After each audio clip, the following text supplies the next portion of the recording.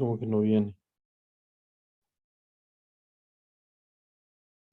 Pero nosotros habíamos quedado que ustedes iban a determinar las constantes de normalización del problema de momento angular, de aumento y disminución de momento angular.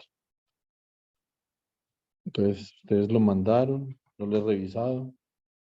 Igual ustedes lo pueden revisar después de hoy. Entonces teníamos el operador R más menos que aumenta el momento angular del estado, ¿cierto? Del estado R, M sub R.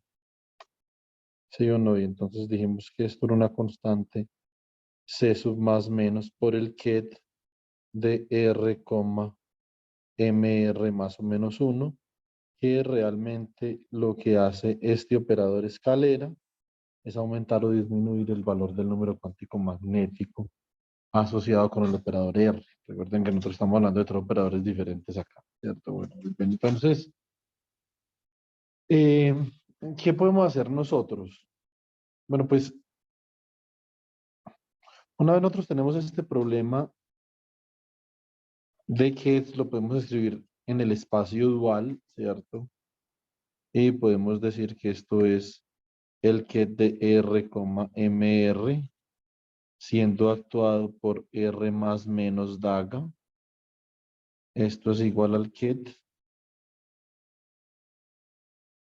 de R, MR más o menos 1 por C sub más menos asterisco, ¿cierto? Y nosotros habíamos definido R más menos como Rx más o menos I por Ry, ¿cierto? De donde R más menos daga es igual a Rx menos más I por Ry,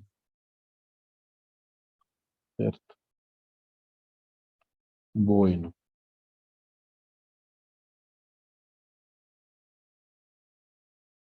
entonces, y esto no es otra cosa que R menos más.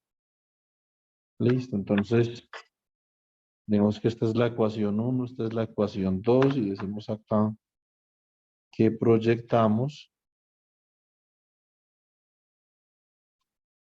1/2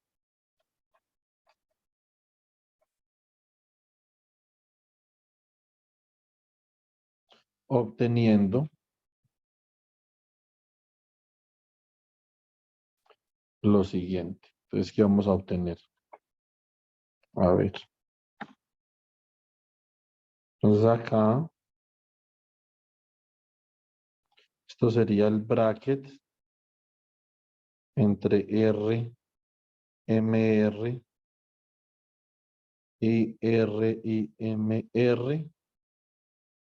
Entonces acá tenemos R más menos daga y acá tenemos R más menos.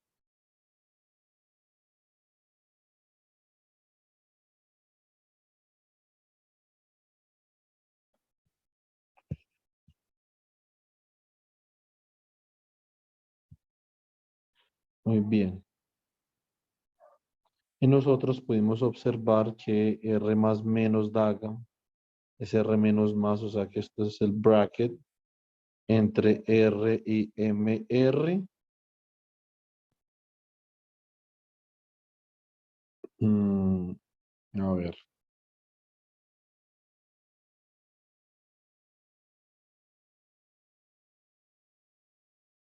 Yo pienso una vaina. No, está bien.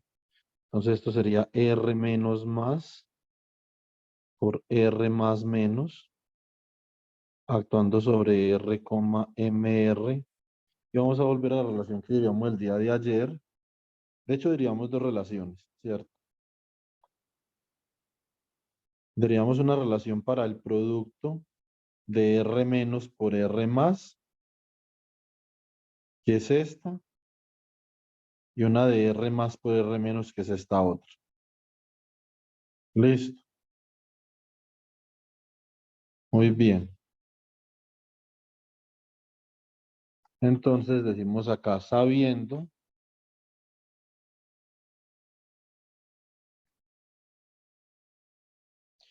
que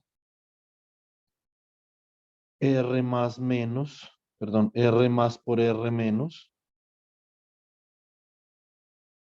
esto era R al cuadrado menos RZ al cuadrado más RZ, lo que podemos escribir como R cuadrado menos RZ que multiplica a, esto sería RZ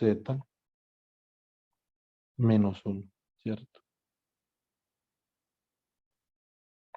Muy bien, y entonces acá tenemos R menos por R más igual a R al cuadrado menos RZ al cuadrado menos RZ, y esto es R al cuadrado menos RZ que multiplica a RZ más 1, ¿cierto? Y de acá podemos concluir que R menos más por R más menos, entonces cogemos primero el menos y después cogemos el más en la primera, y en la segunda pues cambiamos. Esto sería R al cuadrado, ¿cierto? Menos RZ que multiplica a RZ más o menos 1, ¿cierto? Aquí esto queda como el bracket entre RMR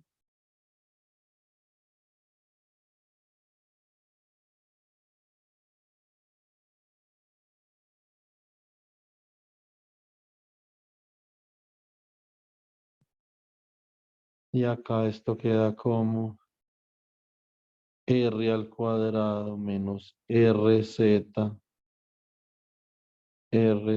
más o menos 1. Esta vaina no me cabía acá como cosa rara, entonces vamos a continuar por acá.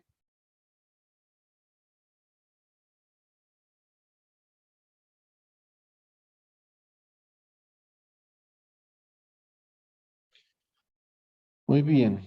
Entonces el bracket entre RMR y RMR de R menos más.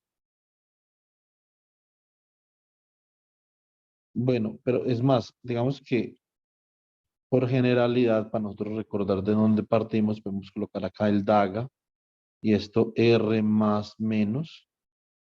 Y esto entonces sería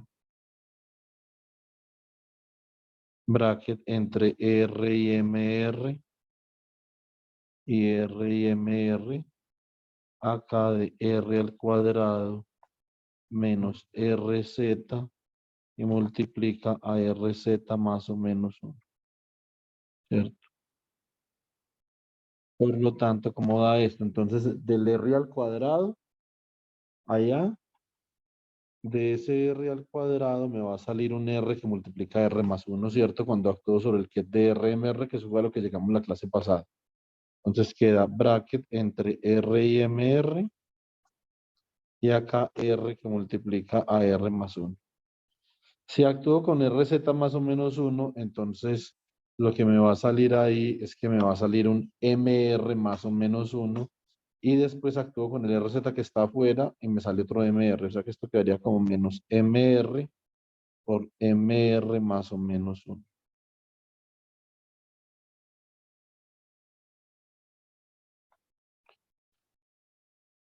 Listo. Entonces acá el que de RMR, como acá no estoy actuando con ningún R más ni R menos, pues entonces no hay que modificar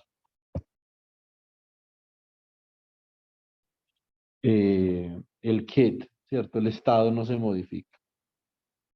Y esto entonces me va a quedar como, me queda como R por R más 1, ¿cierto? Menos MR que multiplica a MR más o menos 1 por el que es de R, MR. Y si nosotros volvemos a la definición Entonces nosotros podemos ver que por este lado de por acá, la proyección tiene un C más o menos asterisco y acá un C más o menos, o sea que esto es la magnitud de C más menos al cuadrado por el bracket entre R y MR y R y MR y esto por la ortonormalidad del espacio es 1, ¿cierto? O sea que esto simplemente es la magnitud de C más menos al cuadrado, de donde yo obtengo que C más menos es la raíz. Profe, pero creo que ese ket ya no hay, ¿no? El ket de R, MR, Cree bien. porque eso se sale con el otro y entonces se hace uno por... Por ortonormalidad. Y esos R no llevan circunflejos para que después esto se haga ese R era R mayúscula sobre H y salga la H de la... Pues, o sea, R es... eh, espera a ver si yo le entiendo qué es lo que usted plantea. Ese R que yo tengo ahí sería H barra al cuadrado por R mayúscula, ¿sí o no? ¿Estamos de acuerdo?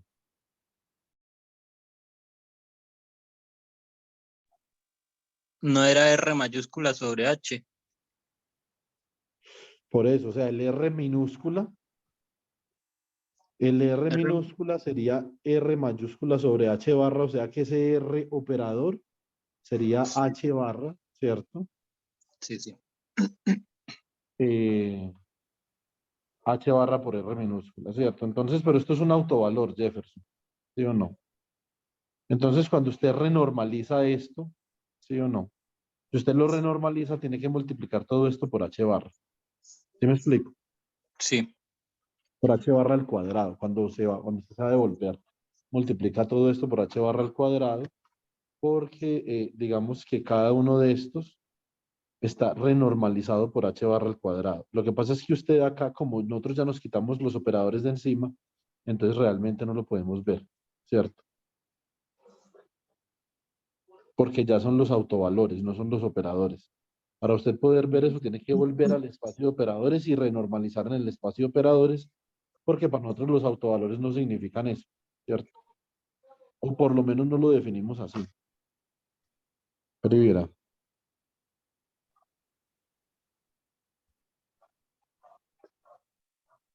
véalos acá, ¿cierto?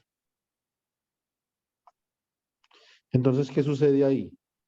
Lo que yo sí podría hacer, obviamente yo acá definí un nuevo autovalor R minúscula, y si yo defino o una etiqueta de autovalor R mayúscula, tengo que multiplicar por H barra al cuadrado, ¿cierto? Entonces, no sé si de pronto eh, esto, bueno, escribamos esto como lo tenemos acá primero, para terminar el problema y ya miramos cómo se escribe lo otro. A ver, esto sería R por R más 1 menos MR que multiplica a MR más o menos 1, ¿cierto? Entonces, esta sería la constante de superposición.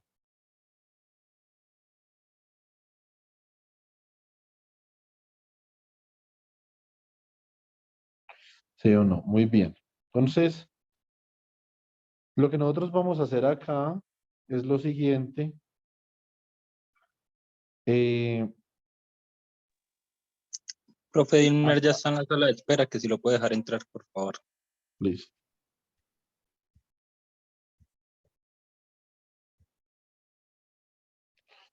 Entonces,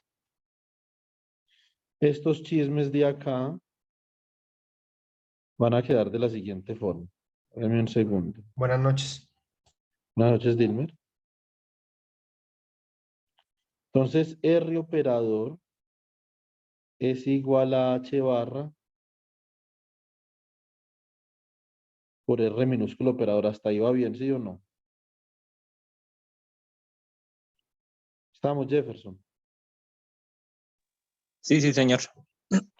Muy bien. Entonces, de acá saldría un H barra al cuadrado y de acá saldría un H barra al cuadrado, ¿sí o no? Sí. para convertirlo a esta notación. Entonces, en esta otra notación, C más menos, el h barra al cuadrado sale de la raíz como h barra y me queda como h barra por la raíz de este valor R mayúscula por R más 1, por ejemplo, menos MR mayúscula, aunque usted lo puede hacer con circunflejos como usted quiera, ¿cierto? Siempre y cuando, digamos, usted entienda que estas no son unidades de momento angular, hasta que usted no le pone H barra, porque esto es adimensional. SR es adimensional y MR también, ¿sí o no? ¿Cuándo tienes unidades de momento angular? Cuando usted lo multiplica por H barra. Entonces, ahí sí, digamos, queda como debería de quedar en términos de H barra. Ahora, si nosotros, por ejemplo, revisamos el caso de momento angular orbital, que lo podemos hacer, podemos revisar el caso de momento angular orbital, ¿cierto? Entonces, miremoslo acá levemente. Momento angular total. Hagamos momento angular total. Entonces, para momento angular total,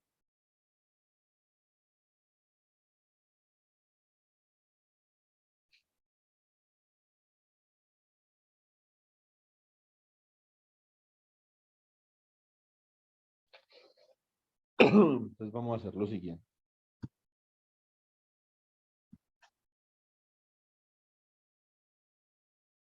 Para momento angular total tengo yo que ya, sin normalidad, ve que este es J mayúscula.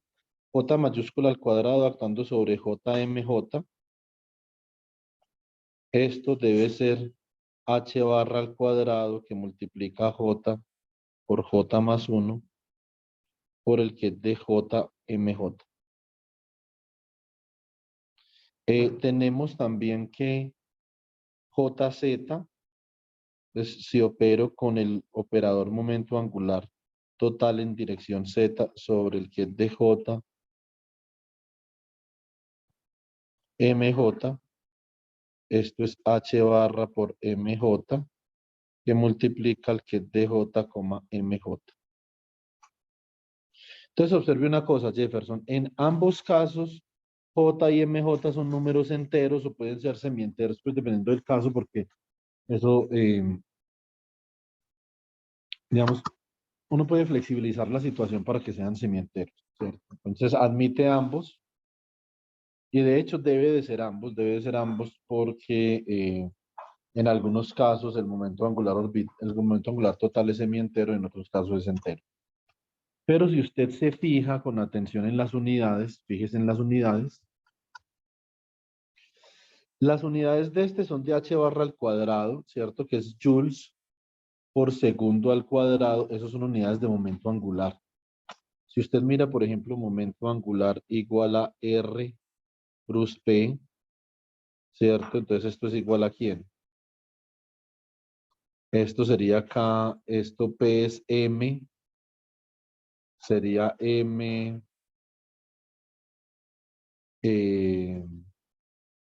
a ver, MR cruz V, ¿cierto? Listo, entonces esto será acá. Hagamos este análisis dimensional ahí levemente. Esto será el análisis dimensional de L. Entonces, esto simplemente es M por R, estos kilogramos por metro. Y la velocidad es metro sobre segundo, ¿cierto? O sea que cuánto me va de esta vaina. Esta vaina de acá me va a dar kilogramos.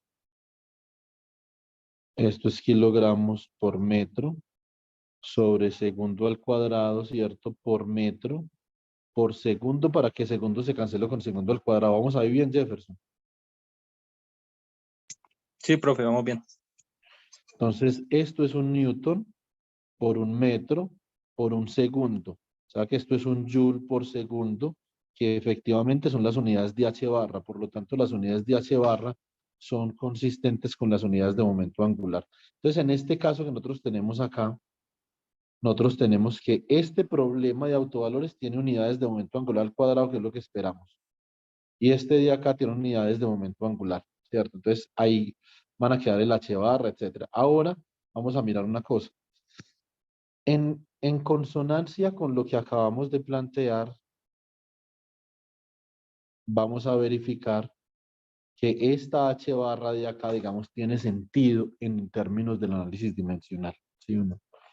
Entonces, si yo aplico el operador J más sobre el que es de J, MJ, esto me va a dar h barra que multiplica a la raíz de J por J más 1 menos MJ que multiplica a MJ más 1 por el que es de J, MJ más 1. ¿Estamos de acuerdo o no? Sí, de acuerdo. Y si aplico J menos, esto sería que es de J, MJ.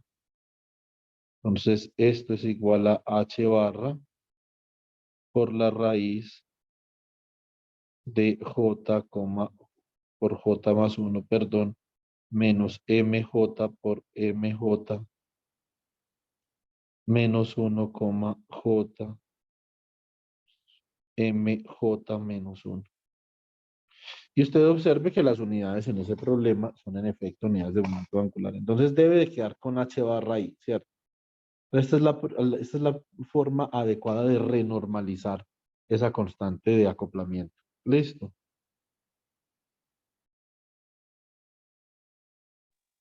Sí, profe. Bueno, muy bien. Eh,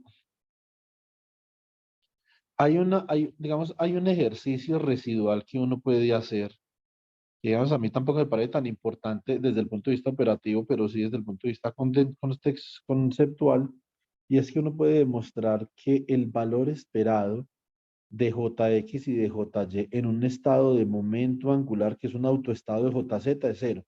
Digamos que eso tiene todo el sentido del mundo, obviamente, si uno lo pilla pues desde la perspectiva intuitiva. Pero pues uno igual lo puede hacer, yo los voy a dejar para que ustedes lo hagan, entonces deberían de demostrar que el bracket entre J y MJ, J y MJ del operador Jx, ¿cierto? Es igual al bracket entre J y MJ del operador Jy, y esto efectivamente es cero. Entonces, digamos que uno intuitivamente podría llegar a esta conclusión.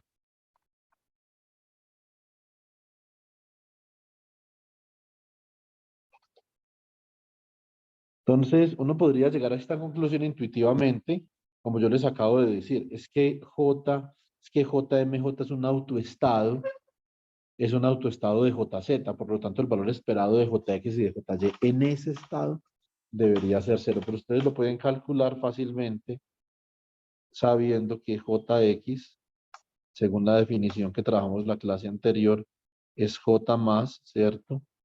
Más J menos sobre 2 y JY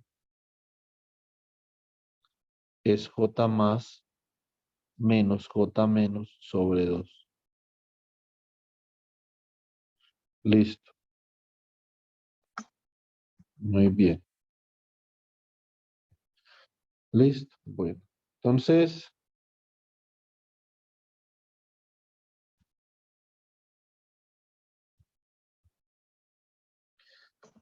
preguntas hasta ahí. Eso es un resto de momento angular que lo tienen que ir, digamos, lo tienen que asimilar, ¿cierto? Recuerden que el profesor Edilson va a partir del hecho de que ustedes ya vieron esta vaina. Entonces, y la vieron muy bien vista porque, chicos, estos detalles ustedes no los encuentran en ningún berraco libro del planeta. No por lo menos así como yo lo estoy dando. Si ustedes quieren, pueden buscar el libro de Sakurai. ¿Sí o no? Entonces, esto está muy detallado. Entonces, tienen ahí unas buenas notas para que puedan estudiar momento angular. Les damos esto por visto y vamos a hacer algunas aplicaciones. Ya ustedes hicieron un ejercicio, pueden hacer este segundo ejercicio. Y yo les voy a dejar el día,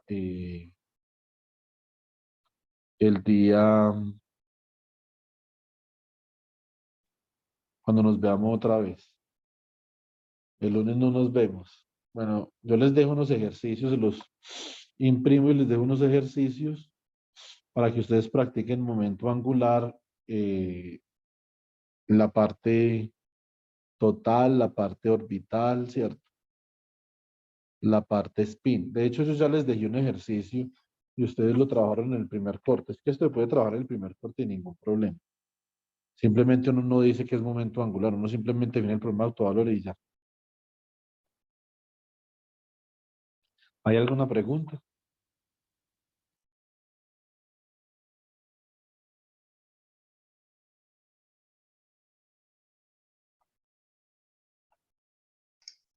No, señor. Jefferson, preguntas. Ninguna, profe.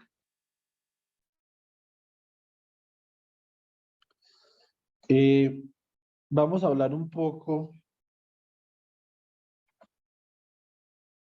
Vamos a hablar un poco de física. Listo. Hablemos un poco de física y menos de matemáticas. ¿Sí o no? Resulta que yo les voy a pasar un paper. Les voy a pasar un paper que fue una vaina absurdamente revolucionaria en la época. Si yo hubiera estado vivo en esa época, yo creo que me hubiera tirado de un precipicio leyendo ese paper, ¿cierto? Había, digamos, no,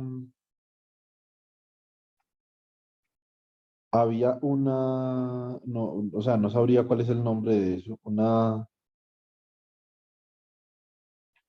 un reto, ¿cierto? Que comenzó con el experimento de Stern-Garlack. Entonces, el experimento de Stern-Garlack, de hecho, nos mostró a nosotros que tenemos partículas con estructura de spin. Eso fue lo que hizo el experimento de Stern-Garlack, ¿cierto? Y eh, resulta que para el experimento de Stern-Garlack no había una explicación teórica satisfactoria. Entonces yo les voy a mostrar, digamos, lo que se conocía en la época y por qué el paper que les voy a pasar fue algo como tan revolucionario, ¿cierto? Resulta que, de hecho, hay muchos libros de esos que les gustan a algunos profesorcitos por ahí, ¿cierto? Entonces, donde muestran que el spin del electrón se debe a que el electrón está, digamos, girando alrededor de sí mismo. Eso es digamos que además de que eso es una falacia epistemológica, pues, ¿cierto?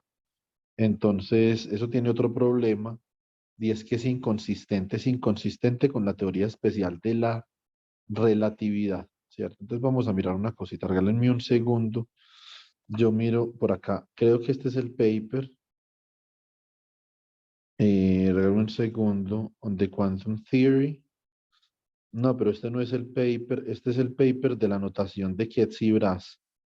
Yo les quiero pasar a ustedes el paper sobre el momento magnético del electrón de Dirac. Entonces, venga, yo miro. Yo sé que yo pasé ese paper. Yo estaba dando clase en la Universidad de Antioquia, chicos. Un segundo. A ver. Regálame un segundo. Yo miro si lo tiene Esteban. Entonces, ¿qué era lo que se creía en ese tiempo? Bueno, entonces, vamos a mirar un poco las cosas. En ese tiempo se creía que el electrón adquiría su spin debido a esta situación. Si yo tengo, ustedes bien saben de su curso de electrodinámica, que lo han visto con un profesor maravilloso, ¿cierto?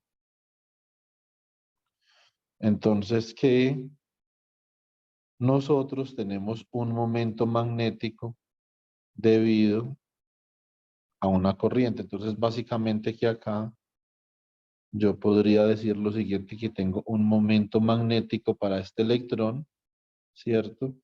Que está en dirección a Z y esto simplemente es el área que multiplica a la corriente. ¿Sí o no? Bueno, muy bien. Listo. Y ahora entonces yo tengo el área. ¿Cuánto vale el área? El área vale pi r al cuadrado. Digamos que este es a sub 0 al cuadrado. Y acá tenemos la corriente. ¿Cuánto vale la corriente? La corriente vale menos E, ¿cierto? Por el tiempo, ¿cierto? Entonces recuerden que ¿quién es la corriente? La corriente es igual a la derivada de la carga con respecto al tiempo, ¿cierto? Muy bien. Entonces, esto básicamente es algo que está en coulombs por segundo, o sea que esto puede multiplicar nosotros por la frecuencia de rotación del electrón en esta trayectoria circular. Resulta que para que este momento magnético de acá sea consistente con el magnetón de Bohr, la velocidad a la que gira el electrón es aproximadamente del orden de 1 sobre la constante de la estructura fina. Y la constante de, perdón, la velocidad de la luz sobre la constante de la estructura fina, y la constante de la estructura fina es del orden de 1 sobre 137, o sea que esta vaina es muchísimo mayor que la velocidad de la luz, lo cual entra en contradicción, es contradictorio con la teoría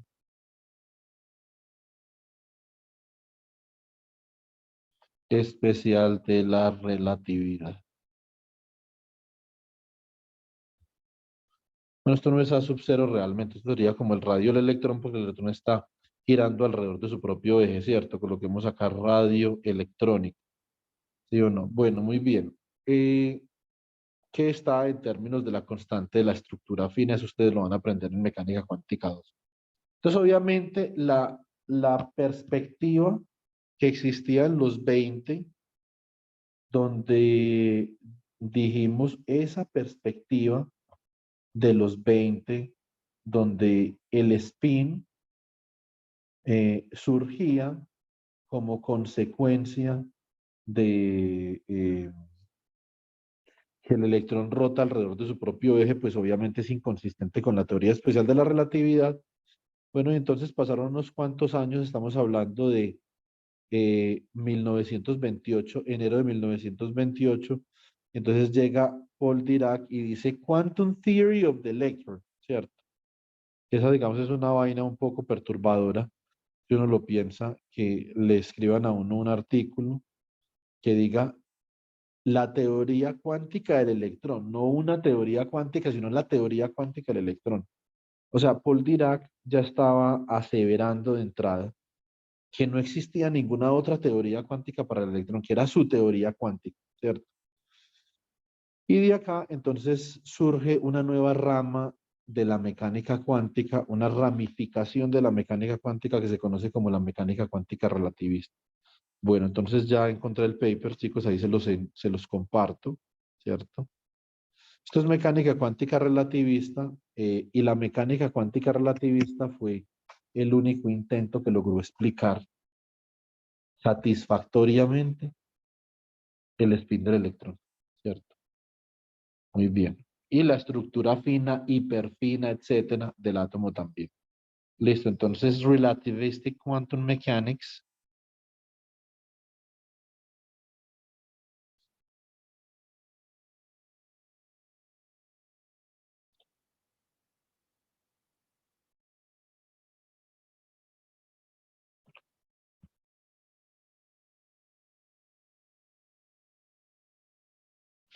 Relativistic Quantum Mechanics, entonces la mecánica cuántica relativista, como se los acabo de explicar, comienza con este artículo. Entonces este es un artículo, regálenme un segundo, yo miro a ver si acá aparece la revista. Dice Proceedings of the Royal Society of London. Listo. Entonces escribamos la revista. Proceedings of the Royal Society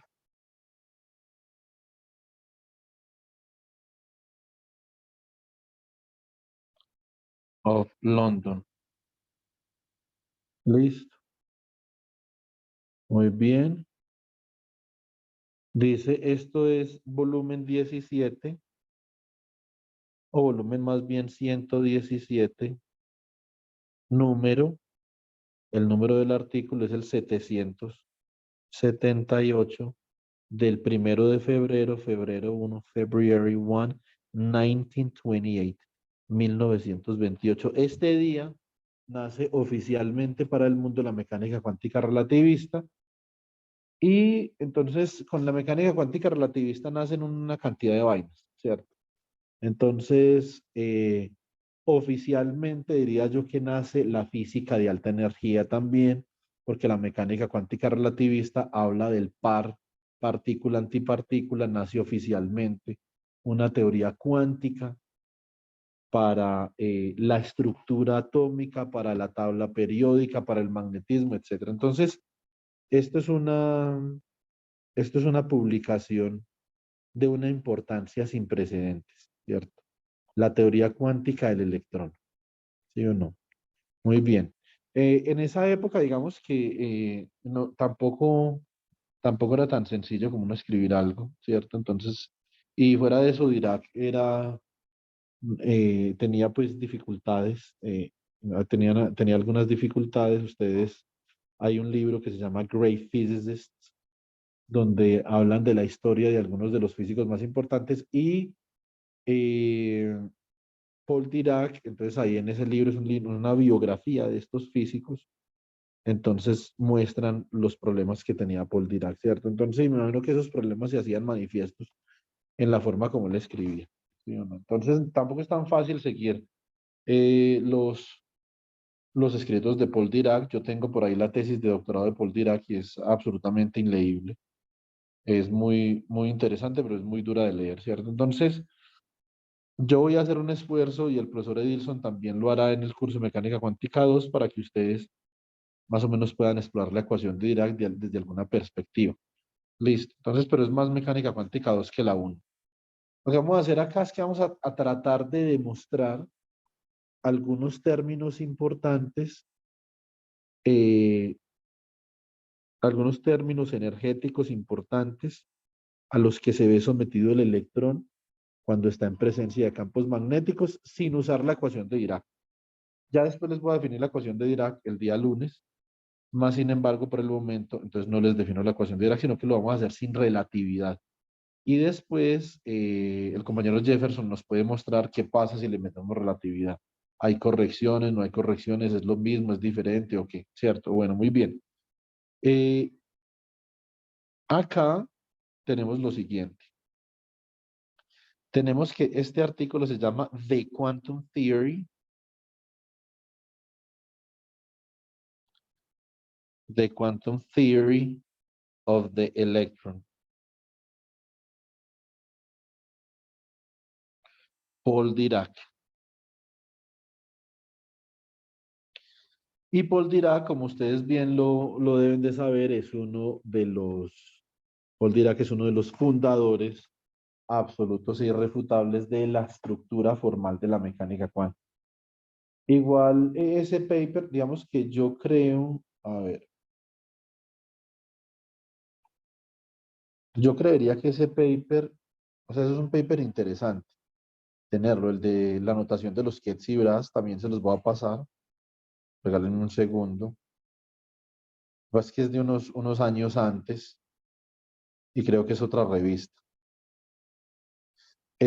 No, es la misma, Proceeding of the Royal Society, ¿cierto? Paul Dirac dice, on the theory of quantum mechanics. En la teoría de la mecánica cuántica, ese Dirac era muy bravo, y verdad. 1926, ya se los envío, ¿cierto?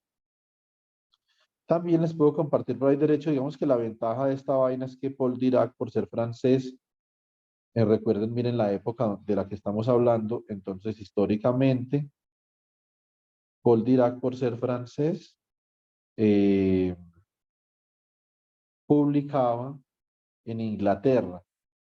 Estos otros papers que les voy a mandar están publicados en alemán, que son el paper de la mecánica cuántica ondulatoria de Erwin Schrödinger y de la mecánica cuántica matricial de Werner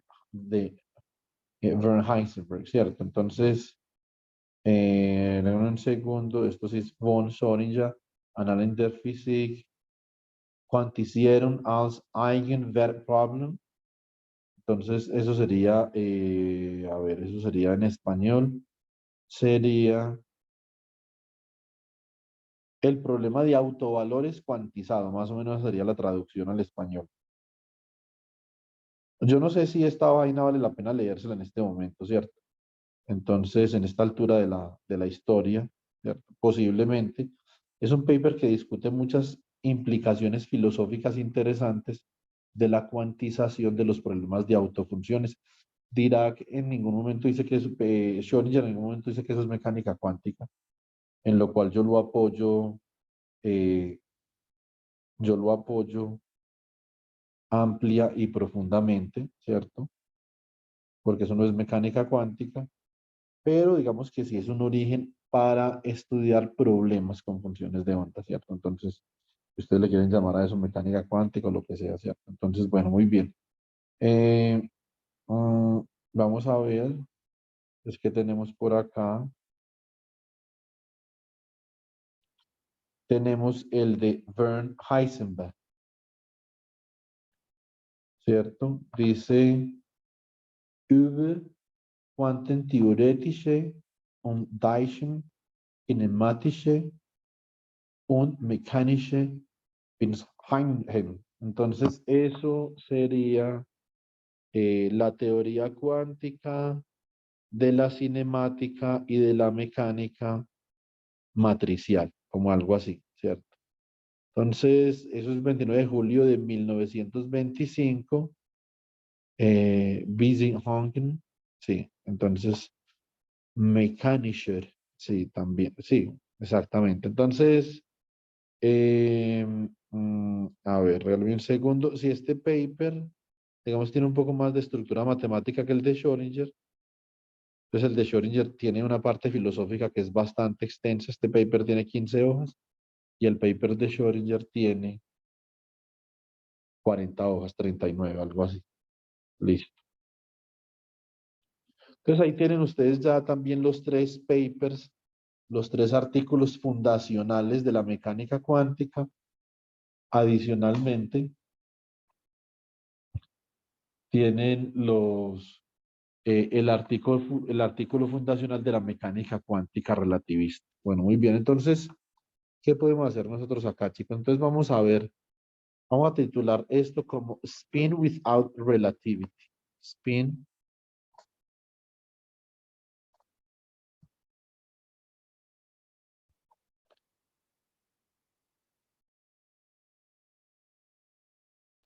Relativity.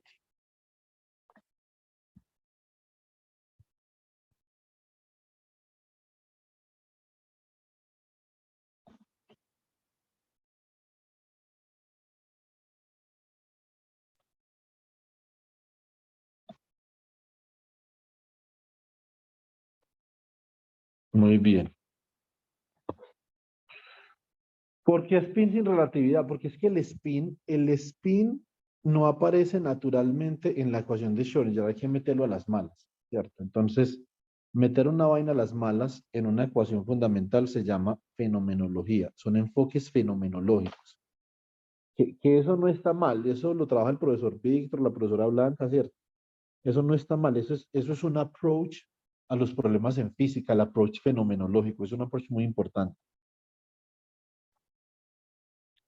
Entonces, básicamente, ¿qué es lo que nosotros consideramos? Nosotros consideramos, esto ya es menos fundamental, la ecuación de Dirac sería más fundamental. Entonces, let's consider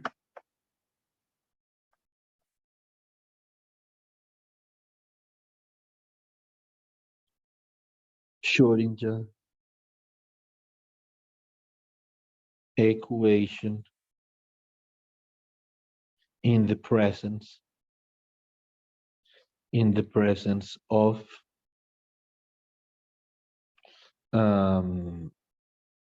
a magnetic field.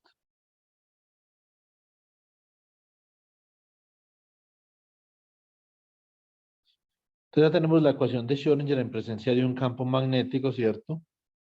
Y entonces tenemos acá 1 sobre 2m que multiplica a h barra sobre i por el gradiente menos e por el potencial vectorial al cuadrado actuando sobre una función de onda menos un momento magnético producto punto con una inducción por la función de onda más un potencial central por la función de onda igual a IH barra por la derivada de la función de onda con respecto al tiempo, ¿cierto? Bueno, muy bien. Entonces, lo que nosotros vamos a modelar es que vamos a modelar el movimiento del electrón alrededor del núcleo. Pero vamos a hacer un pequeño truquito que se lo dimos a un físico muy popular de la época de apellido Thomas, ¿cierto? Entonces lo que vamos a hacer es esto. Entonces yo voy a definir un origen de coordenadas, pero no lo voy a definir en el núcleo como es convencional. El origen de coordenadas lo dijo en el electrón, ¿cierto? Y básicamente lo que yo considero es que el núcleo está orbitando el electrón. Esto no tiene ningún inconveniente, ¿cierto? Esto simplemente es una forma particular para seleccionar el origen de coordenadas. Entonces acá tenemos Z más Z por E, ¿cierto? Bueno, muy bien. Y entonces vamos a definir la corriente del electrón de esta forma. Entonces, let's define, perdón, la corriente producida por este núcleo circulante, ¿cierto? La definimos con un signo menos por la dirección en la que hemos definido la rotación. Now let's define the current produced by the nucleus as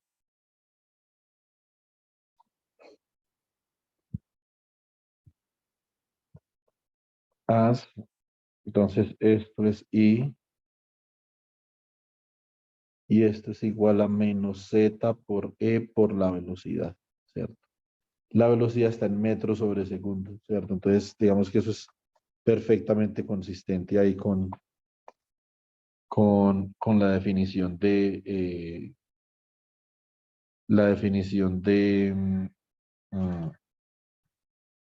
la corriente como la derivada de la carga con respecto al tiempo, ¿cierto? Bueno, muy bien. Listo. Entonces, ahora, el, el núcleo que está orbitando alrededor del electrón, entonces, de hecho, produce un campo eléctrico que está dado por la ley de Coulomb, ¿cierto? Para yo hacer esto, y los que están viendo electrodinámica conmigo, esto yo creo que lo deben de tener más o menos claro, esto implica que acá no hay nada que está cambiando con el tiempo, eso es muy importante. Si acá hay algo que cambie con el tiempo, ya inmediatamente esta ecuación se me desbarata, ¿sí o no? Entonces acá no tengo ni parámetros cambiando con el tiempo, ni potenciales cambiando con el tiempo, nada cambiando con el tiempo, ¿cierto? Entonces tenemos lo siguiente. Un segundo. Tenemos que el campo eléctrico, entonces, from Coulomb's law. Recuerden que la ley de Coulomb tiene sus limitaciones y la ley de Coulomb solamente es válida para campos estacionarios en el tiempo. Entonces tengo que E de R es igual a la carga, que es ¿quién? Z por E sobre 4pi epsilon sub 0, ¿cierto? R al cubo. Recuerden que cuando coloco R al cubo, acá coloco un vector AR, que es un vector unitario en dirección radial, ¿sí o no? Y obviamente nosotros también tenemos el análogo a la ley de Coulomb. Dilmer, ¿cuál es el análogo a la ley de Coulomb en el magnetismo?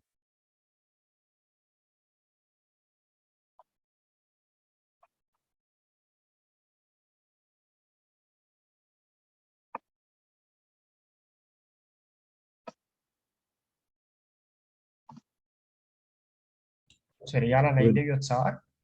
Exactamente. Entonces, from Biot-Savart's law. Entonces, a partir de la ley de Biot-Savart, chicos, ¿qué tendríamos nosotros? Tendríamos que la inducción magnética V de R, entonces esto sería igual a mu sub 0 sobre 4pi que multiplica a la integral sobre gamma cerrada de una corriente I' dL' cruz AR. Cruz AR mayúscula sobre R al cubo, ¿cierto? Bueno, muy bien que esto puede ser el mismo radio R minúsculo. Es más, yo no sé yo por qué escogí esa vaina de esa forma. Esa notación, ¿verdad? Yo cambio de notación. Listo, bueno, muy bien. Entonces, vamos a considerar una trayectoria circular simple que tiene un radio constante, ¿cierto?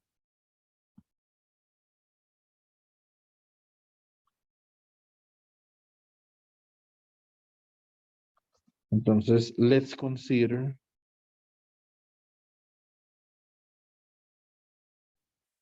a circular motion around the electron.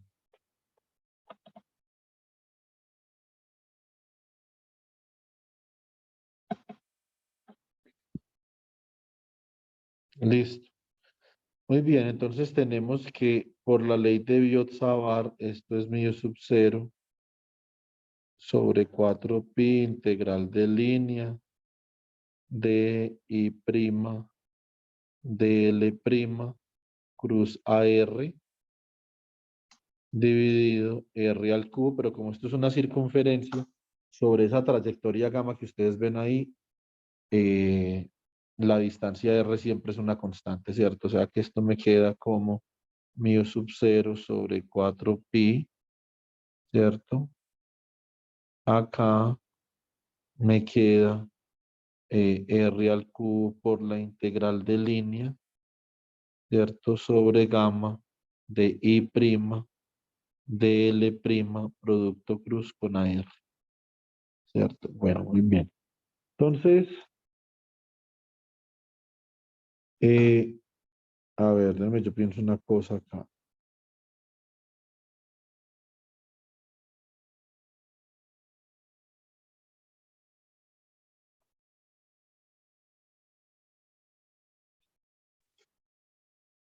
Déjeme, yo pienso algo. Si esa corriente fuera constante, sí, entonces, si nosotros asumimos que la corriente es constante, entonces voy a hacer lo siguiente. Ponme atención. Entonces, for constant current, entonces tenemos que B de R, ¿cierto? Entonces esto sería B de R por acá. A ver, B de R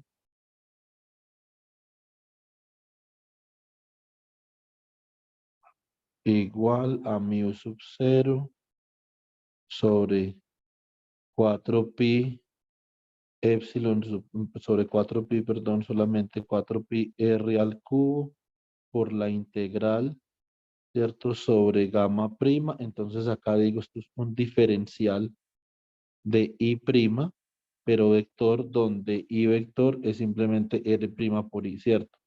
Y todo esto, entonces le saco el producto cruz con AR, pero la integral, en este caso particular, observen, esto es fenomenología.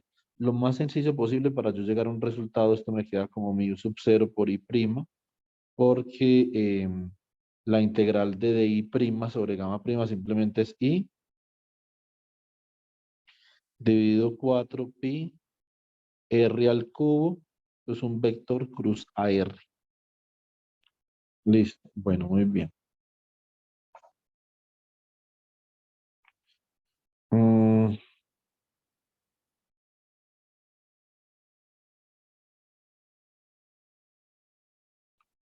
Regálenme un segundo, yo verifico una vaina acá y yo no haya metido la pata por acá en las notas, un segundo.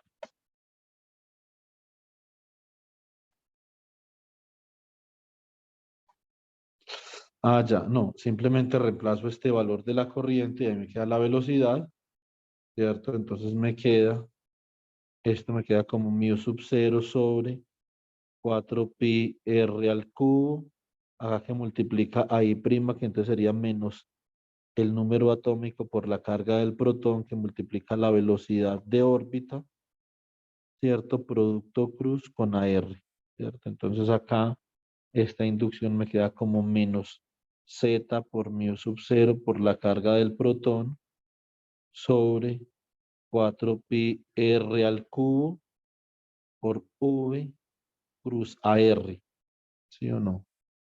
Digamos que acá hemos llegado a un mini cuello de botella, entonces ya no sabemos qué hacer. Pero sobre todo desde la perspectiva que yo planteé el problema, no sabemos para dónde vamos, ¿sí o no? O más bien, porque estoy calculando el campo, porque quiero calcular el campo magnético que produce esta corriente debido a la órbita del neutrón, debido a la órbita del núcleo. Digamos que eso todavía no está enteramente claro, pero ya, digamos, va a quedar claro en un segundo. La razón es que en la ecuación de Schrödinger, que yo planteé originalmente, aparece el producto punto entre este momento magnético y la inducción, ¿cierto? Y yo quiero expresar este producto punto de una forma particular, de una forma en la que yo pueda relacionar un potencial con ese producto punto. Por eso es que quiero maniobrar y quiero malear ese campo magnético por la ley de Biot-Savart, ¿cierto? Entonces acá, esto es lo que nosotros tenemos y básicamente que lo que vamos a hacer es que vamos a organizar las cosas para que acá me quede el campo eléctrico listo. Entonces en este producto cruz. Entonces regálenme un segundo por acá. ¿Dónde está el campo eléctrico? Entonces Z es sobre 4pi epsilon sub 0 R al cubo. Entonces, ¿qué necesitamos ahí? Listo. Entonces, acá necesitamos lo siguiente. Esto es la inducción magnética. Esto es menos Z mu sub 0, ¿cierto? Por E sobre 4pi R al cubo V cruz AR. Listo. Entonces, por acá me va a quedar, a ver, esto me va a quedar como menos mu sub 0, ¿cierto? Por la velocidad y acá me va a quedar como Z por E sobre 4pi. Voy a colocar un epsilon sub 0 acá y acá un R al cubo, ¿cierto? Acá esto en AR, o sea que esto es un producto cruz acá. Y si coloco un epsilon sub 0 acá abajo, lo tengo que colocar acá arriba también, ¿sí o no? Bueno, muy bien. De hecho, ustedes pueden apreciar claramente que este es el valor del campo eléctrico, ¿cierto? O sea que esto me va a quedar acá como menos mu sub 0, epsilon sub 0 por la velocidad de órbita producto cruz con el campo eléctrico. Y esto no es otra cosa que menos 1 sobre la velocidad de la luz al cuadrado, ¿cierto? Por V cruz E. Nosotros no hemos utilizado relatividad acá aparentemente en ningún momento, ¿cierto? No, de hecho no la hemos utilizado. Exceptuando que este problema debería de ser igual si yo lo considero o si yo lo considero fijando la referencia estacionaria en la localización del electrón o del neutrón, eso no importa.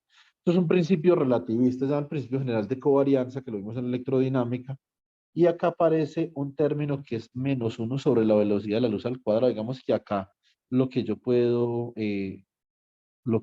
deducir es que estamos en presencia de una expresión relativista sin haber utilizado todavía la teoría especial de la relatividad. Y nosotros vamos a descubrir en algún momento de nuestras vidas que esto es consistente con la ecuación de Dirac, que funge del hecho de que la energía del electrón ha de ser relativista. Listo. Bueno, muy bien. Nosotros en mecánica cuántica sí vimos relatividad, nosotros la vimos cuando vimos el efecto Compton. Listo. Entonces ahora vamos a considerar solamente el hamiltoniano que hace referencia al spin y después vamos a hacer uso de esta ecuación que yo tengo acá. Listo. Entonces vamos a devolvernos un poquito para la ecuación de Schrödinger. Entonces acá yo voy a considerar que este término que yo tengo acá lo voy a llamar H spin.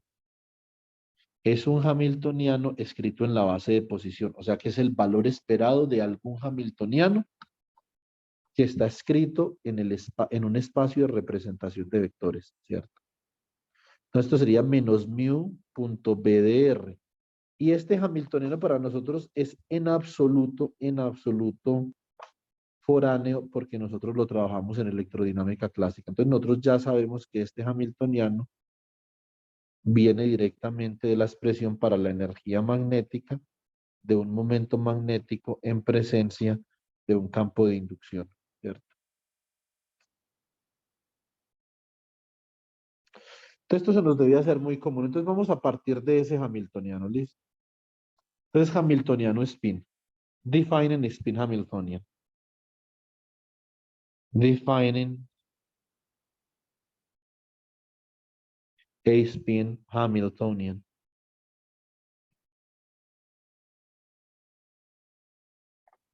Listo. Muy bien. Acá, entonces, ¿qué tenemos por acá? Tenemos que H spin es igual a menos mu producto punto con B de R, ¿cierto? Entonces, y acá nosotros tenemos que esto sería ¿quién? Menos mu. Entonces, el momento magnético del electrón, nosotros lo podemos definir como menos la carga del electrón, obviamente sobre la masa, por el spin. Listo, o sea que ¿cómo queda esto? Esto queda E positivo sobre la masa por el spin, producto punto con la inducción magnética. Y nosotros el primer y segundo corte de mecánica cuántica, entonces reconocemos acá claramente esta expresión, ¿sí o no? Debido a que nosotros no estamos utilizando la transformación de Lorentz para derivar ese campo magnético, este resultado de acá tiene un problema interesante al que ya voy a hacer referencia, ¿cierto? Entonces, vamos a observar un segundo una cosa. Vamos a definir, let's define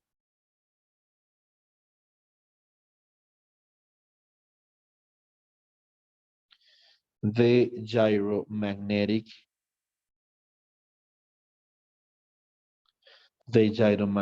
ratio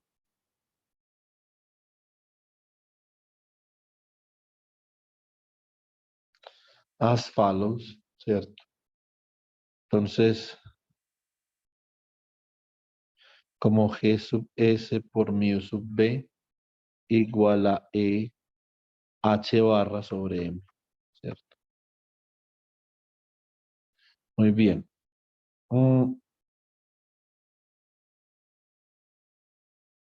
Entonces, el radio giromagnético,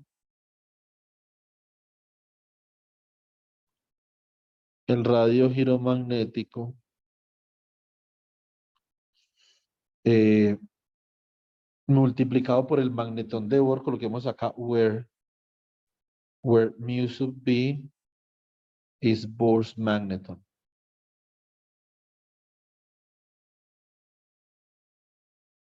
Es Bohr's magneton, ¿cierto? Por favor, no confundir el magnetón de Bohr con el martillo de Bohr. Son dos cosas diferentes. Listo. Lo voy a escribir acá para que quede registrado en YouTube.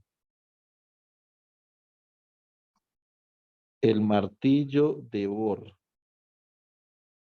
Diferente del magnetón de Bohr. No se deben confundir. Chicos, obviamente esto es una broma.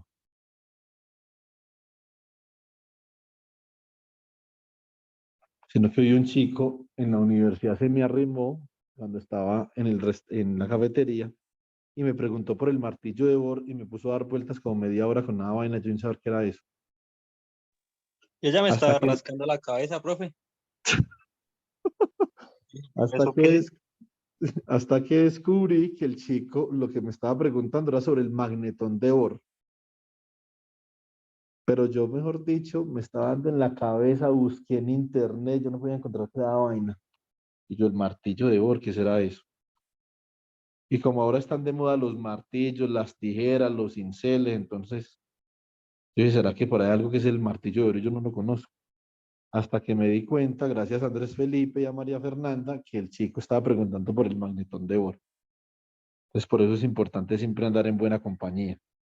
Eh, mm, digamos, acá hay un problema interesante que viene de la relatividad. Entonces, les voy a mostrar una cosa. Esta expresión de acá tiene un pequeño problemilla. ¿Alguien sabe qué problema tiene esta expresión?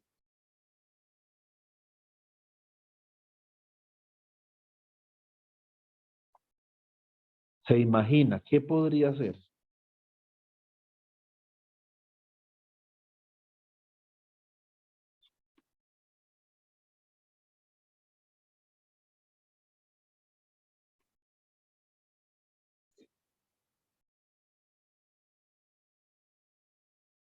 Resulta, chicos, que si nosotros comparamos esta expresión con la expresión que deriva de la ecuación de Dirac, a esta expresión que le falta, Jefferson, vos te acordás, en estos días hablamos de eso.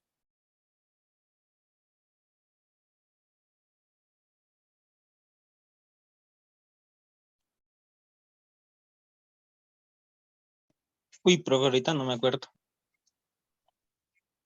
¿Qué dijo el profesor Edilson que faltaba por ahí cuando uno... Ah, un medio relativista.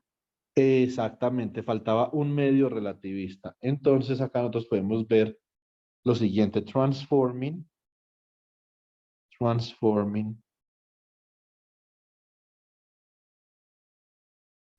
into the nuclear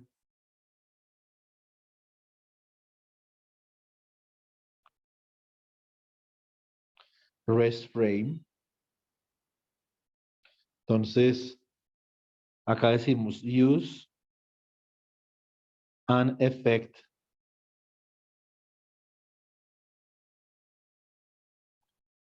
known as. Este efecto se conoce como la precesión de Thomas. Thomas precession.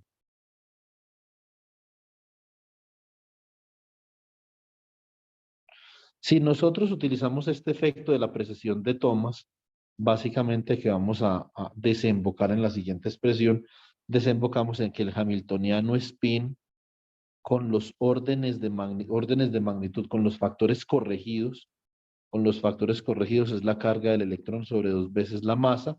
Ahí va un medio, Jefferson, ¿se pilla?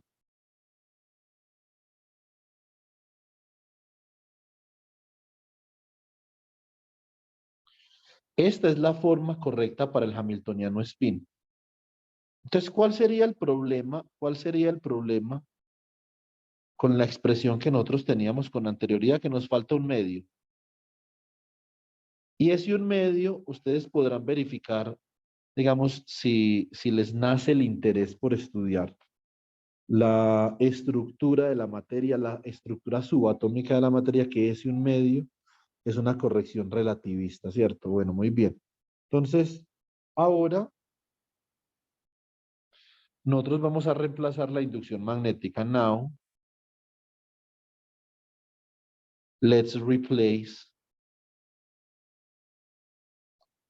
the magnetic induction.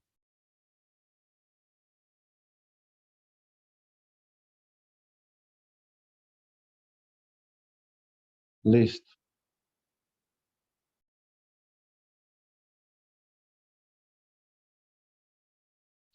Entonces, la inducción magnética era igual a -1 sobre la velocidad de la luz al cuadrado, el producto vectorial entre B y el campo eléctrico.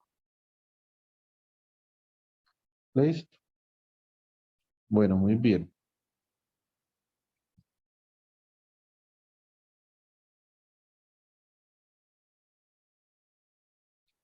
Entonces,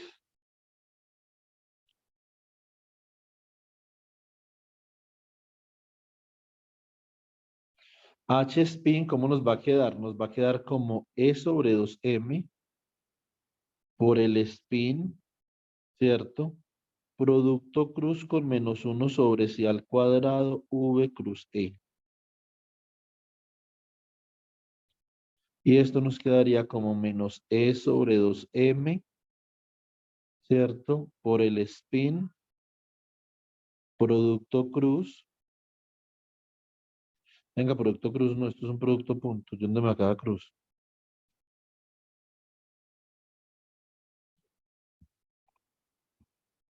Producto punto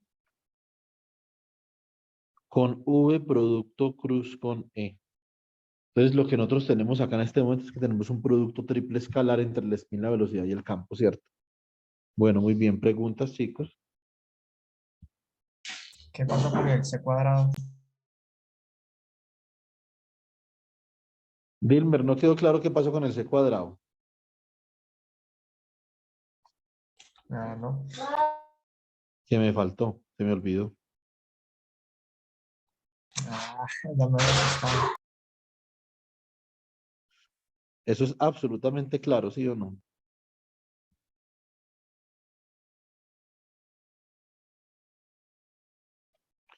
Muy bien, Dilmer. Buena observación. Entonces acá obviamente nosotros, si nosotros le aplicamos un poco de curia a esta vaina y nos acordamos de la relación relativista para la energía electrodinámica y hacemos una expansión de Taylor, vamos a ver que esto tiene toda la pinta de ser una corrección de Taylor de 1 sobre C al cuadrado, o sea, la corrección de primer orden de la serie de Taylor para la energía relativista, ¿cierto? Entonces, digamos que nosotros lo podríamos ver por ese lado. Bueno, entonces ahora vamos a aplicar la fuerza de Lorentz. Yo siempre quiero que nosotros cuando hagamos este tipo de cosas tengamos en cuenta dos aspectos. Entonces, el primer aspecto es mirar uno hacia dónde va. Y aparentemente acá no sabemos hacia dónde vamos. Es que sería muy difícil que uno en su primer curso de pregrado supiera hacia dónde va o hacia dónde va orientado este cálculo. Sería prácticamente imposible. ¿Por qué? Porque este cálculo va orientado a demostrar que algunos términos de la ecuación de Dirac los podemos introducir fenomenológicamente en la ecuación de Schrödinger considerando la energía magnética que especifique acá, ¿cierto? Entonces, ¿qué es lo que yo quisiera hacer? Lo que yo quisiera hacer es primero que todo, como yo ya sé la ecuación de Dirac y yo ya sé que la ecuación de Dirac predice la interacción spin-órbita, lo que yo quiero es relacionar el campo eléctrico de alguna forma con la interacción spin-órbita, ¿cierto? Entonces, eso es lo que voy a hacer. Entonces, vamos a hacer una cosa. Voy a hacer lo siguiente. Acá, entonces, utilizamos ahora now let's use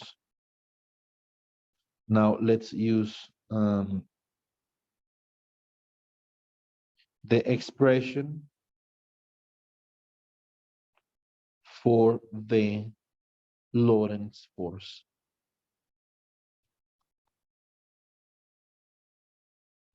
Listo, bueno, muy bien.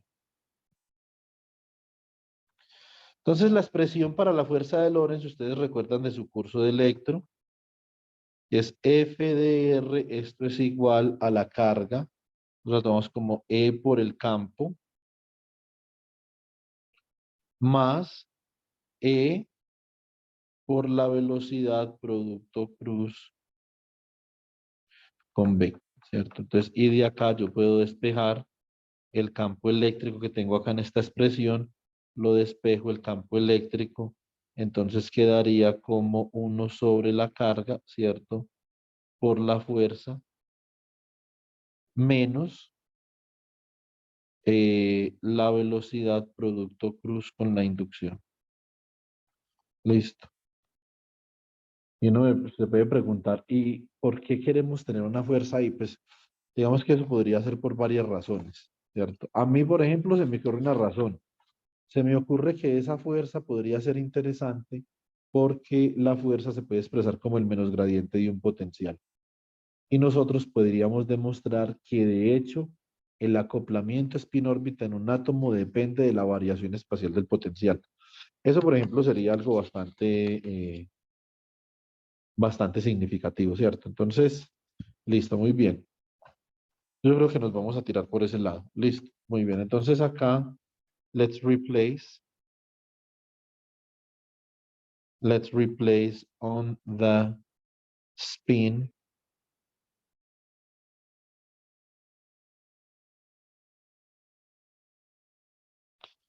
Hamiltonian. Y entonces tenemos que esto sería H spin. No le vayan a poner el gorro a esta vaina, listo, porque recuerden que esto está representado en un espacio de funciones, en un espacio de vectores. O sea, esto sería el valor esperado del hamiltoniano en un espacio de vectores representado en un espacio de funciones, ¿cierto? Entonces acá me queda como menos E sobre 2mc al cuadrado que multiplica al spin producto punto con V, producto cruz con EDR. Bueno, muy bien.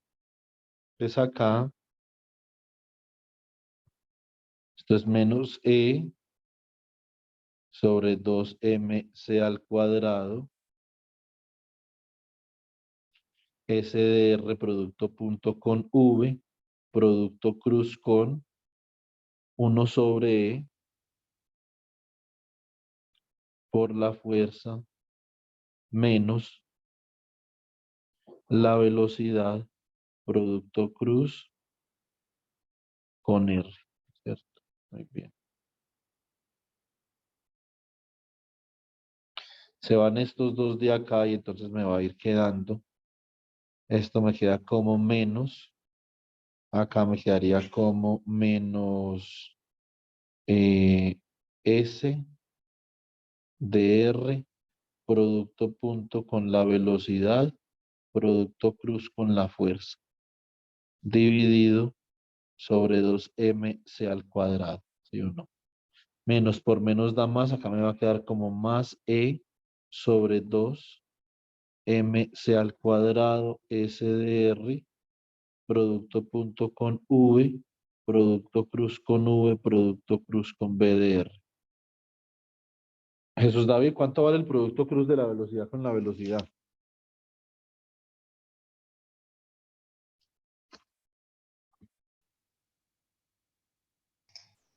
¿Uno? No, cero. Porque el producto cruz de dos vectores, de un vector consigo mismo, si es un vector, si es un espinor es otra cosa. Si es un vector, el producto cruz de un vector con el mismo es cero. Porque el ángulo entre ellos es cero. Listo. Listo, profe, gracias. Bueno, Sonra muy ya bien. no Entonces, iría L. no, no iría a ley, entonces acá tengo menos 1, ¿cierto? Sobre 2mc al cuadrado por SDR, producto punto con V, producto cruz con FDR.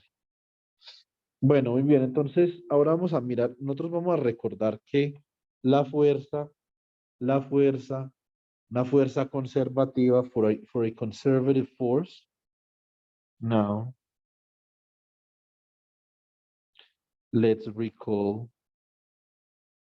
that for a conservative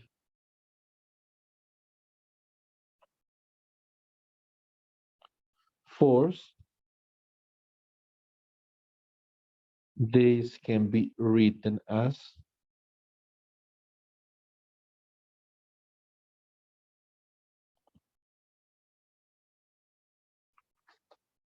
entonces F dr la puedo escribir como menos el gradiente de una energía potencial U, ¿cierto? Obviamente el gradiente en relación a R, y si esto, nosotros estamos hablando de problemas de fuerza central porque esto es un átomo, ¿cierto? Entonces el átomo es un problema de fuerza central, ¿sí o no? Entonces, y acá, entonces esto me queda, si lo escribo, voy a escribir esta vaina, la voy a escribir en términos de coordenadas esféricas, ¿cierto? Como ese potencial no depende de teta ni de phi, pues entonces esas otras son cero y simplemente me queda menos 1 sobre R por la derivada de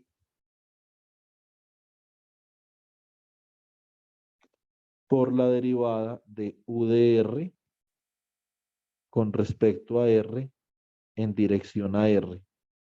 Es muy importante tener en cuenta que esta vaina es un potencial, ¿sí o no? Entonces, esta vaina es un potencial.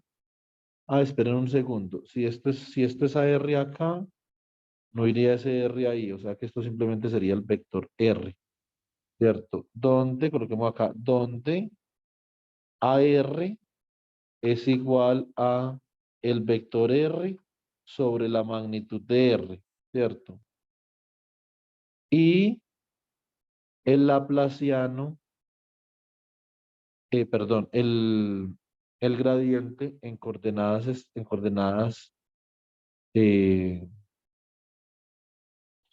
coordenadas esféricas simplemente es la derivada con respecto a R en dirección a R, ¿cierto? Bueno, muy bien.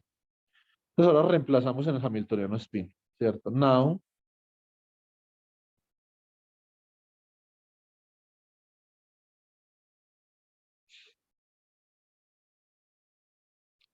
let's replace in the spin Hamiltonian.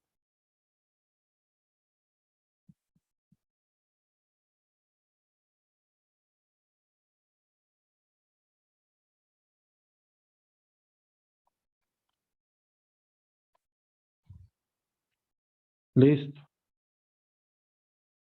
Muy bien. Bueno, entonces, ¿qué tenemos acá? Tenemos que H spin, entonces queda como un menos 1 sobre 2mc al cuadrado, spin producto punto con la velocidad, producto cruz con f de r. ¿Sí o no? Muy bien. Y acá, entonces yo voy a proceder a reemplazar por acá. Entonces me queda como menos 1 sobre 2mc al cuadrado, SDR producto punto con V, producto cruz con menos 1 sobre R por la derivada de la energía potencial con respecto a R, eh, por el vector R, ¿cierto? Muy bien. Continuamos, menos por menos da más, o sea que esto queda como 1 sobre 2m r c al cuadrado s de r, producto punto con v, ¿cierto? Producto cruz con r, ¿sí o no? Producto cruz con r que multiplica a la derivada de u de r con respecto a r. Hay veces que los libros de física tienden a utilizar mucho la letra v ahí. Digamos que yo no la utilizo porque a mí en algunos parciales los chicos se me han confundido y me han dicho, pero bueno, profesor, ¿eso es un potencial o es una energía potencial? Y el potencial y la energía potencial tienen unidades diferentes, ¿sí o no? Entonces la energía potencial tiene unidades de joules y el potencial tiene unidades de joules por coulomb, ¿cierto? Entonces, eh, digamos que yo prefiero utilizar la letra U, ¿cierto? Prefiero utilizar la letra U para evitar, digamos, alguna confusión. Entonces, ¿esto cómo me va a quedar? Esta vaina me quedaría como 1 sobre 2m rc al cuadrado, ¿cierto? Que multiplica a la derivada de u de r con respecto a r por s de r, producto punto con v, ¿cierto? Cruz r. Entonces, pónganme ligera atención, ¿sí o no?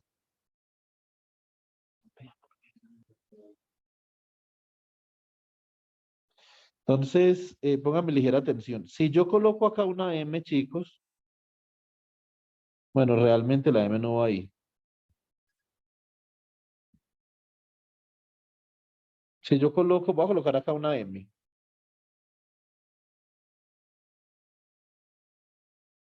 Esto acá sería el vector momentum, ¿sí o no? Y si yo coloco esa m ahí, entonces esta m de acá la tengo que elevar al cuadrado. Y por lo tanto, esto me va a quedar como 1 sobre 2m al cuadrado c al cuadrado r, que multiplica la derivada de la energía potencial con respecto a r. Y acá me queda S de R, producto punto con P cruz R. Bueno, chicos, ¿quién es P cruz R? A ver.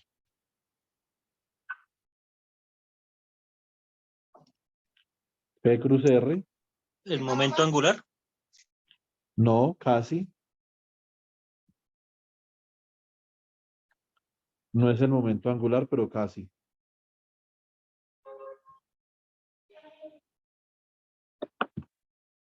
¿Qué será esa vaina?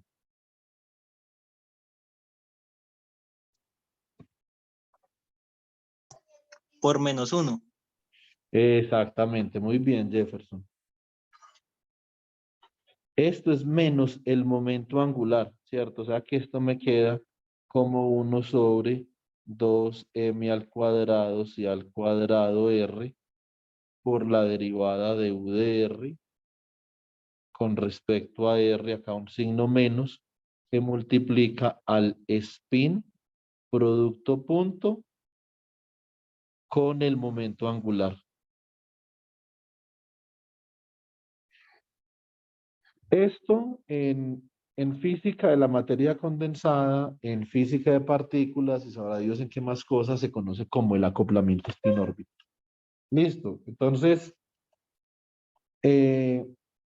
esta es posiblemente, chicos, una de las clases más importantes que uno puede ver en esta vida. El acoplamiento spin-órbita es la interacción más importante para uno entender todo lo que lo rodea. Yo ahora me voy a comer una deliciosa hamburguesa. Tiene cebolla, tiene carne, eso sabe rico. Y me sabe rico por el acoplamiento spin-órbita. Si yo coloco la mano sobre una mesa,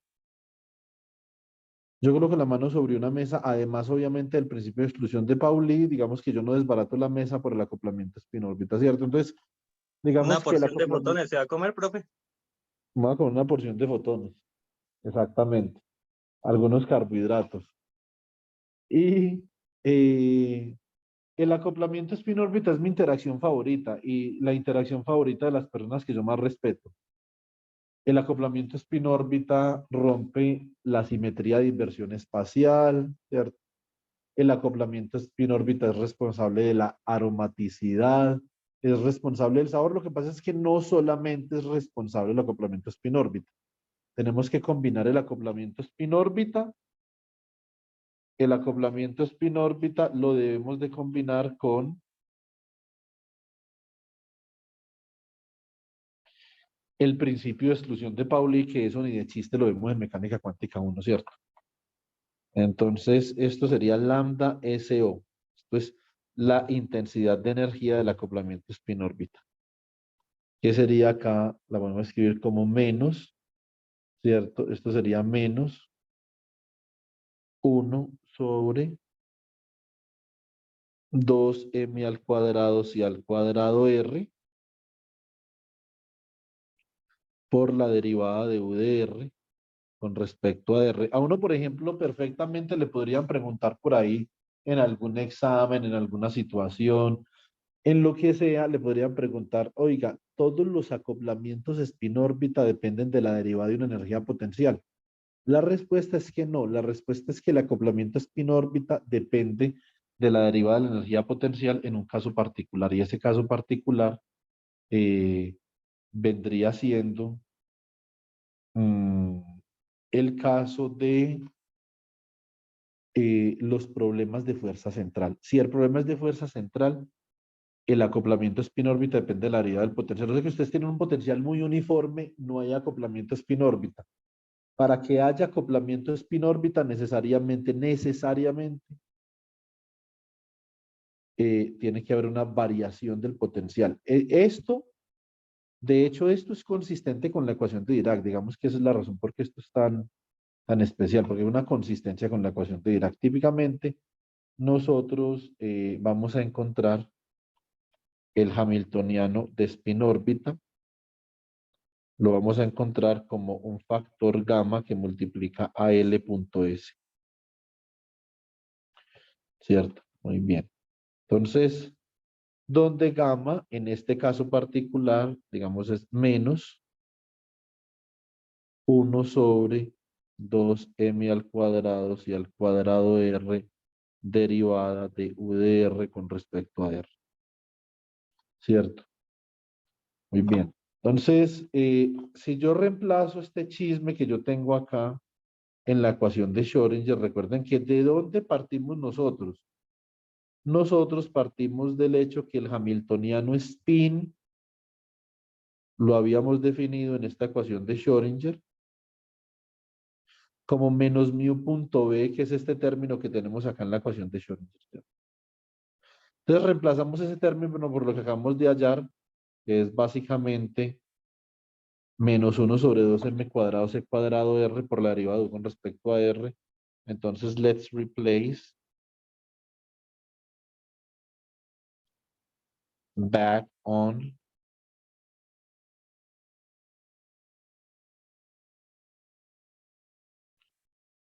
Schrödinger equation.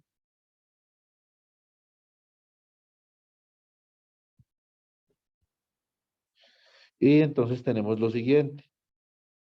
Entonces, vamos a tener en la ecuación de Schrödinger, tenemos 1 sobre 2m que multiplica a h barra. Tenemos acá h barra sobre i gradiente menos e por el potencial vectorial al cuadrado actuando sobre la función de onda, ¿cierto? Más el potencial v. Bueno, acá, digamos, es que esta vaina es una vaina, o sea, no sabría yo cómo describir esto. Es una vaina por lo menos o como mínimo, eh, no sé cómo se dice misleading en español. Es una vaina confusa, ¿cierto? Desorientadora, yo creo que esa es la palabra. Uno comienza a preguntar, uno se comienza a preguntar, venga, ¿será que este potencial que yo tengo acá es el mismo potencial que tengo acá en la definición? Pues digamos que sí, eso podría ser porque estamos hablando de problemas de fuerza central y ese es el potencial de confinamiento del átomo, ¿cierto? Entonces, típicamente esta U se escribe como esta V, ¿cierto? Entonces, pero ustedes tienen que tener cuidado porque típicamente la U, lo que significa la U es energía potencial y la U es potencial. Entonces, a eso me refería yo más particularmente. Entonces, acá lo que nosotros es reemplazamos el término spin órbita y me queda más 1 sobre 2m al cuadrado y al cuadrado r, ¿cierto? Que multiplica la derivada de v con respecto a r para que quede de la misma notación que este potencial, ese producto punto con L. ¿Sí o no? Muy bien. Y acá entonces por la función de onda. Y esto me queda igual a IH barra derivada de la función de onda con respecto al tiempo. Listo. Bueno, ¿alguna pregunta, inquietud?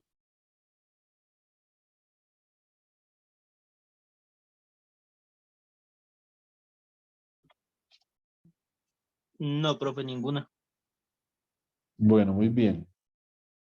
Ya vamos a terminar, chicos. Para el caso particular de spin 1 medio, nosotros vamos a obtener algo que se llama la ecuación de Pauli. Listo. For the particular case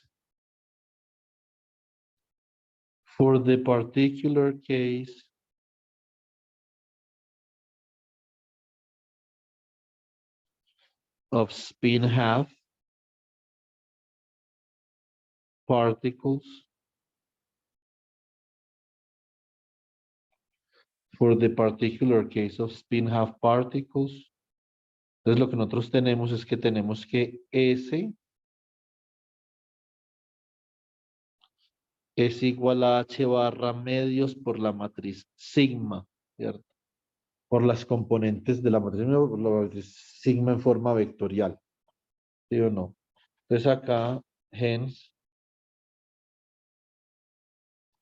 nosotros escribimos IH barra derivada de psi de RT con respecto a T, esto es igual a 1 sobre 2M,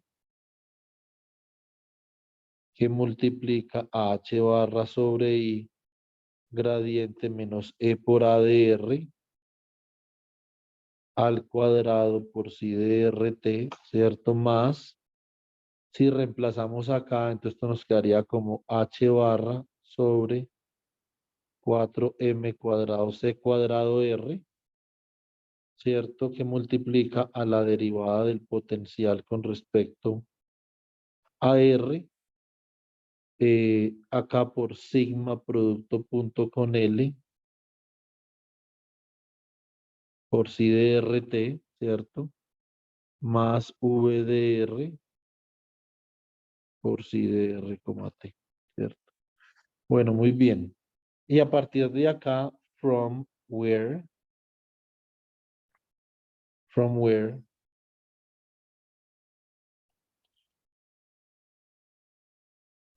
we can define the Pauli Hamiltonian. El hamiltoniano de Pauli es un hamiltoniano que considera el acoplamiento spin-órbita para partículas de spin un medio y obviamente, digamos, el hamiltoniano de Pauli es consistente con la ecuación de Dirac, que sería nuestra teoría más fundamental hasta cierto punto, ¿sí o no? No es completamente consistente, pero hasta cierto punto sí. Entonces acá colocamos H Pauli,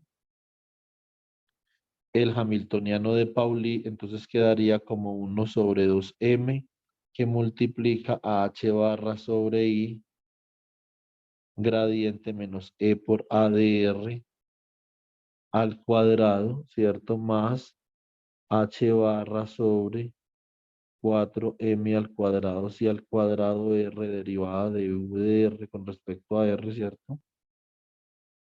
Sigma, producto punto con L, más el potencial V de R, ¿cierto? Este es el hamiltoniano de Pauli y el hamiltoniano de Pauli entonces trata ampliamente el acoplamiento spin-órbita de manera fenomenológica como la derivada de un potencial, ¿cierto? Esta es la primera forma en la que yo tengo, para acercarme al acoplamiento spin-órbita de manera fenomenológica. Yo de manera fundamental el acoplamiento spin-órbita solamente lo puedo ver con la ecuación de Dirac, ¿cierto? Muy bien, entonces yo esta semana en clase yo les había a ustedes explicado que si yo tengo, por ejemplo, que el operador momento angular total es igual a L más S, si yo lo elevo al cuadrado, esto me queda como L al cuadrado más S al cuadrado, como L y S conmutan, acá me queda 2L.S, que es exactamente el acoplamiento spin-órbita, por lo tanto, el operador spin-órbita yo lo puedo obtener de esta forma. Esto sería un medio que multiplica a J al cuadrado, ¿cierto? Menos L al cuadrado menos S al cuadrado, ¿cierto? ¿Sobre quién actúa este de acá? Pues vamos a mirar una cosa. J, pónganme atención, chicos, mucha atención. Y estudien, repasen mucho esto en vacaciones. J pertenece a un espacio de dimensión, por ejemplo, N, ¿cierto? Y entonces en este espacio de dimensión N nosotros definimos un ket J, MJ. Listo. Genial. Muy bien. Acá tenemos L que pertenece a un espacio de dimensión N1 donde nosotros podemos definir el que DL, ML. Y tenemos S, el operador S que pertenece a un espacio de dimensión N2 donde podemos definir el que DS, MS. ¿Esto qué implica? Que este que de MS pertenece, ¿cierto?, a un espacio de dimensión N2.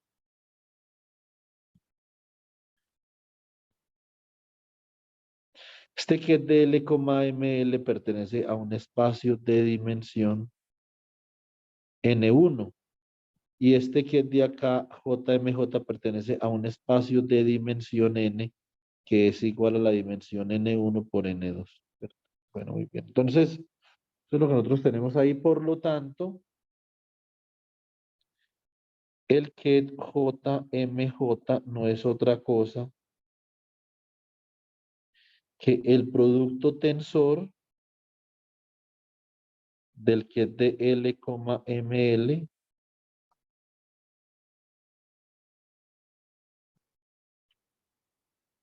producto tensor con el que de S, MS. Entonces, esta expresión que yo tengo acá, chicos, para el acoplamiento spin-órbita,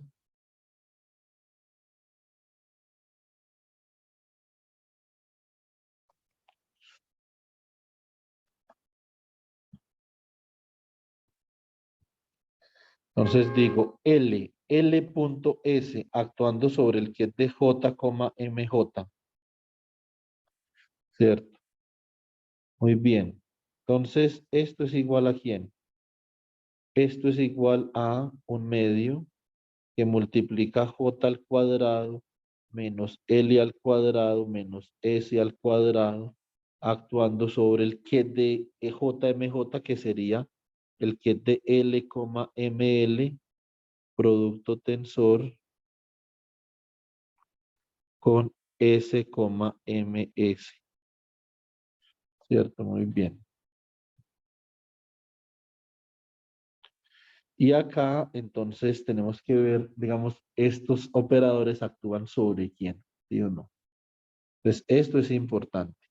Esto me queda un medio de J al cuadrado actuando sobre JMJ, ¿sí o no? Me queda menos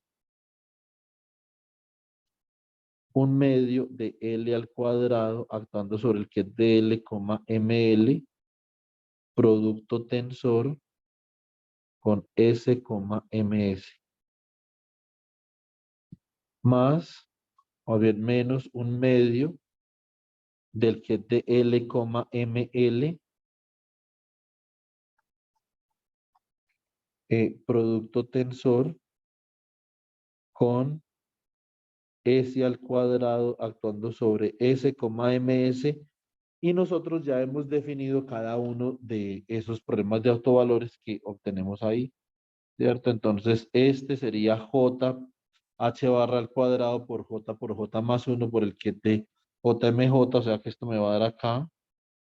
Básicamente lo siguiente, esto sería H barra al cuadrado sobre 2 por J que multiplica J más 1 por el que es de J, MJ, ¿cierto? Muy bien. Entonces, quedaría acá como menos L al cuadrado actando sobre LML es H barra cuadrado L por L más 1 por el que es de LML, o sea que esto es menos H barra al cuadrado sobre 2 por L que multiplica L más 1.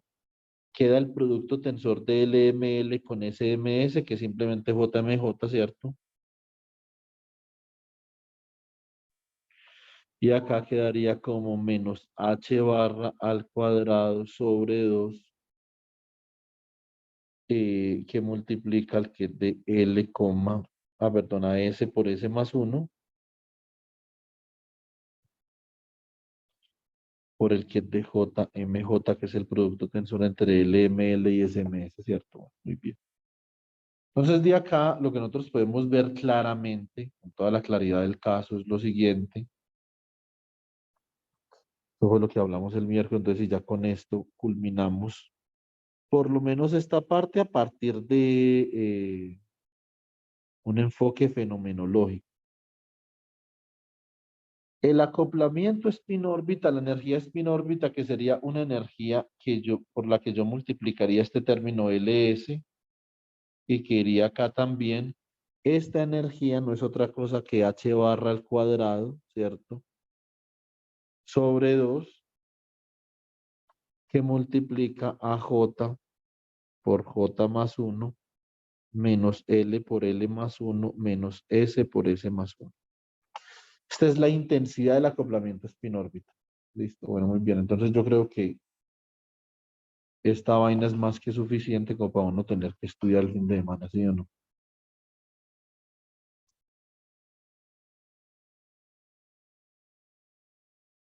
Bueno.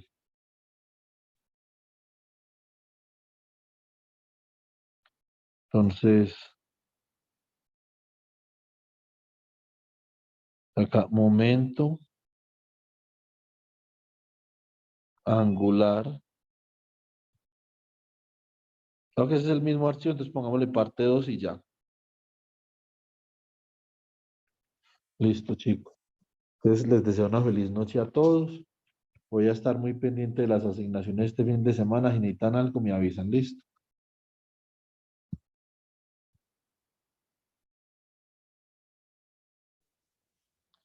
Listo, profe. Gracias. Hasta luego, profe. Que pase buena noche. Chao. Se cuidan. Hasta luego, chicos. Hasta luego.